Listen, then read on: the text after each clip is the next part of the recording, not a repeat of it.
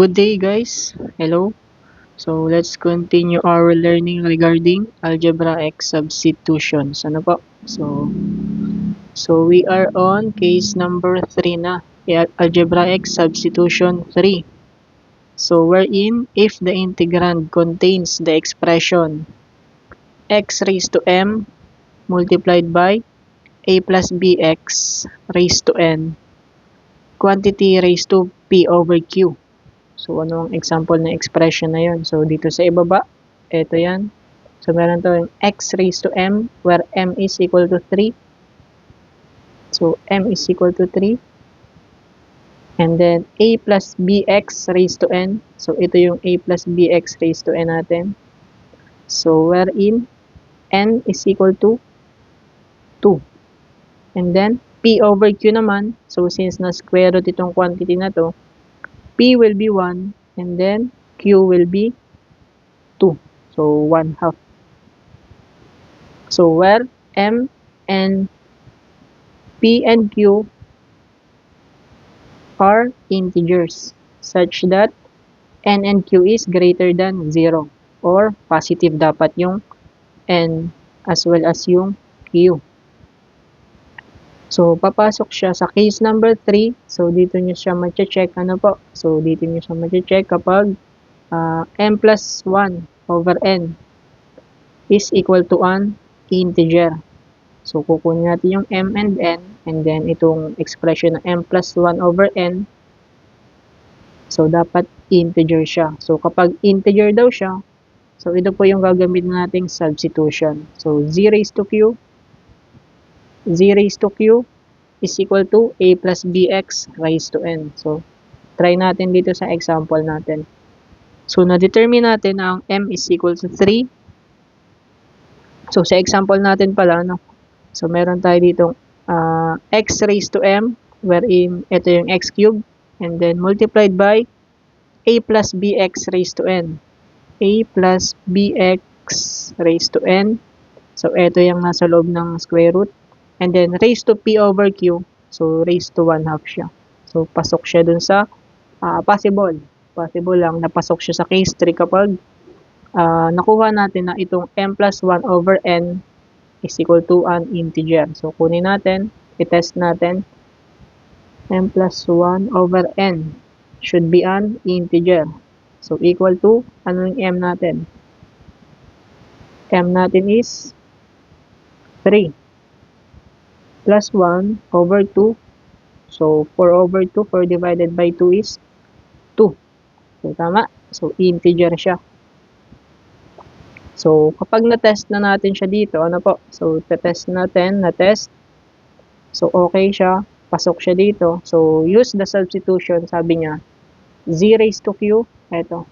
Z raised to q. Z raised to q is equal to a plus bx raised to n. So, gamitin na natin. So, z raised to q. Anong q natin? Q is 2 is equal to a plus bx is equal to 1 plus 4x. And then, raised to n is 2. So, ito lang yung gagamitin nating substitution. So, next step dito is to isolate the x. Ano po? So, isolate natin yung x. Bakit kailangan i-isolate? So, to find dx. So, isolate lang natin. So, 4x squared is equal to z squared minus 1. So, and then, x squared is equal to z squared minus 1 all over 4. So, naka-square pa. So, kailangan natin square root both sides. So, x is equal to square root of z squared minus 1 all over 4. So, kung mapapansin nyo, mayroong square root yung denominator, kunin na natin yung square root ng denominator para mawala na yung radical sign niya. So, square root of 4 is 2. So, eto, na-isolate na natin yung x. Ano po? So, next step is to find dx. So, kung papansin nyo, Ang gagamitin lang natin dito is power rule. So, i-convert muna natin siya sa exponent form. Raised to 1/2 over 2. Yan. Pwede natin kunin yung derivative niya. Ano po? Dx. So, dx is equal to power rule. So, bring down the exponent, 1/2. So, copy the parenthesis, z squared minus 1. And then, minus 1 tayo sa exponent. So, 1/2 minus 1 will be negative 1/2. And then, multiplied by, may ano pala siya, denominator na to pa. And then, the derivative of this parenthesis will be 2z. 2z dz. Di pa siya. 2z dz. Yan. And then, simplify lang natin. So, dx will be, so meron tayo dito 2 and 2. Pwede natin i-cancel yan. And then, meron tayong matitira sa numerator na z dz. All over. So, negative itong exponent. So, gawin natin positive. Nasa denominator na siya. Minus 1 raised to 1/2.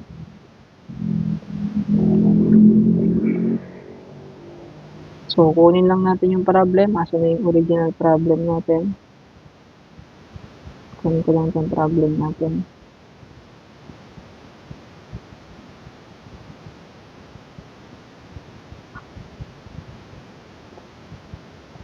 So, ito yung problem natin. So, asa na yung dx natin? Markahan natin yung mga pang-substitute natin. dx, gagamitin natin yan. Yung value ng x, ganun rin. Ito yan. Ano pa? And then yung z raised to 2. So, yan tatlong yan. Kunin natin yan. Sige, kunin natin isa-isa. Dito sa tabi. Yan, kailangan yan. Ito rin kailangan din ito.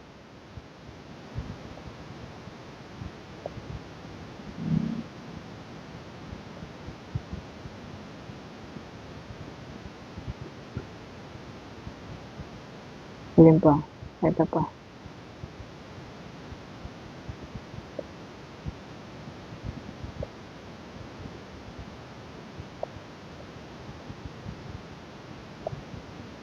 So, ito yung mga pang-substitute natin. So, x cube. So, saan natin kukunin yung x? So, meron tayo dito ang value ng x. I-cube lang natin. So, z squared minus 1. Ano ba? Z squared minus 1 raised to 1/2.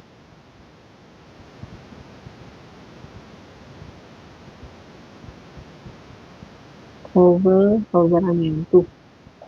So, naka-cube siya dito. Cube din natin to. And then, value ng 1 plus 4x squared. So, saan natin makikita? Ito siya. Pero dito sa problem natin, naka-square root. So, square root lang natin to both sides. So, square root of z squared. So, square root ng naka-square is just yung base lang mismo. So, z. Square root ng z squared is z lang naman. And then, dx times dx. Ito naman yung dx natin. Times z dz over ano to? Z squared minus 1 raised to 1/2. So, next thing to do is to simplify. So, unahin natin tong part na to.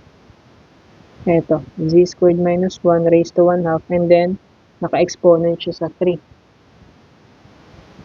So, kapag ang exponent and then quantity siya, naka-raise to another exponent, minumultiply lang yung exponents nila. So, bali, ang magiging final exponent nito is z squared minus 1 raised to 3/2. So, yung denominator, naka-raise to 3 lang din yan kasi yung buong quantity yung naka-raise to 3. So, 2 raised to 3 is 8 or 2 cube is equal to 8. So, next, z times z, z squared. Z squared dz all over z squared minus 1. May 2 pala to. X.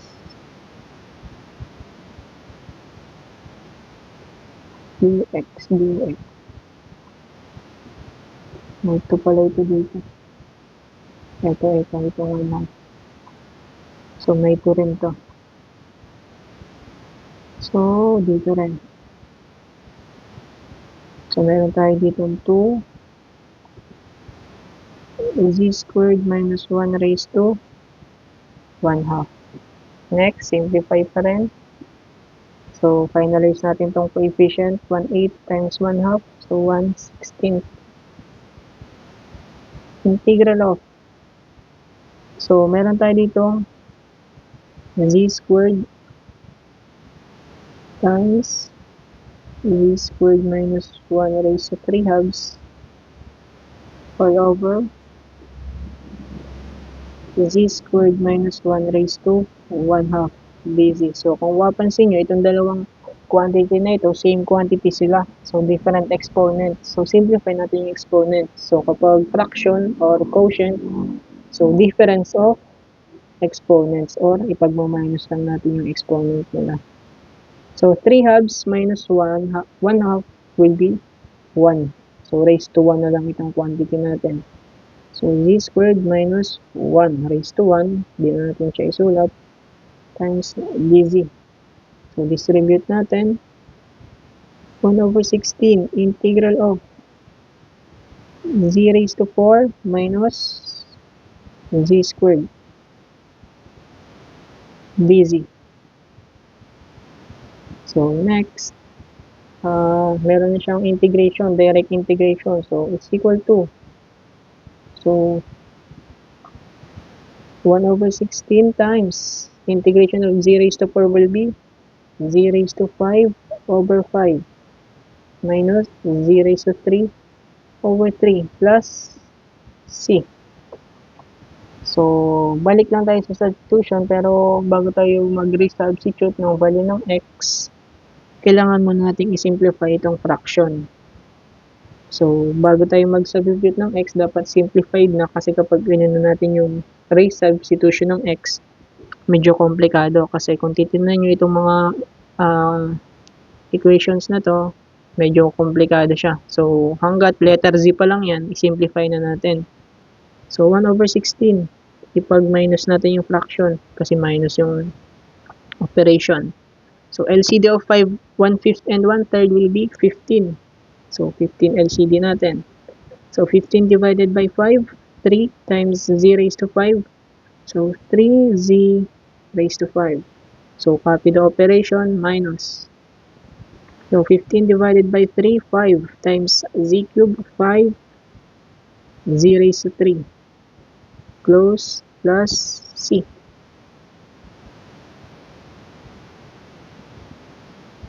So, next naman is to further simplify. So, 1 over 16 times 1 over 15 will be 240. So, 1 over 240 times, anong natira sa parenthesis? 3z raised to 5 minus 5z cubed. So, pwede pa tayo dito factor out. Factor out natin yung common term. So, largest term na pwedeng i-extract dito sa parenthesis is z raised to 3. So, yung 3 and 5, wala naman common factor. So, meron tayong z cubed over 240 times 3z squared minus 5 na lang plus c. So, eto, simplified na to, pwede na tayong mag-resubstitute. Punin na natin tong mga pang-substitute natin.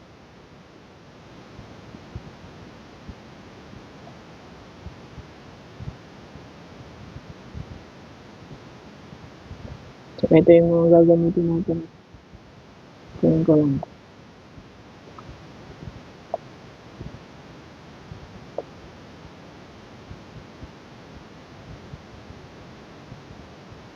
Z. So, meron tayo ditong z squared. So, isolate lang natin yung z. So, z will be square root of 1 plus 4x squared. So, kailangan natin ng z cube, raised to 3 natin to. So, z cube is equal to 1 plus 4x squared raised to 3 halves. Tama? Tama ba? Tama. So, z cube, okay na to. Z squared, o ito na mismo to. So, substitute na lang pala natin yan. So, 1 plus 4x squared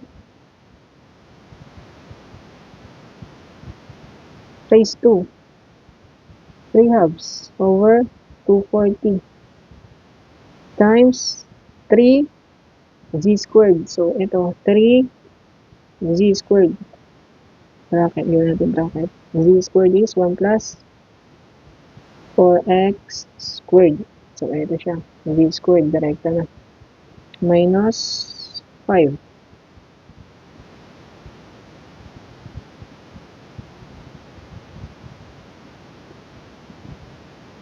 Plus C. So, distribute natin tong 3.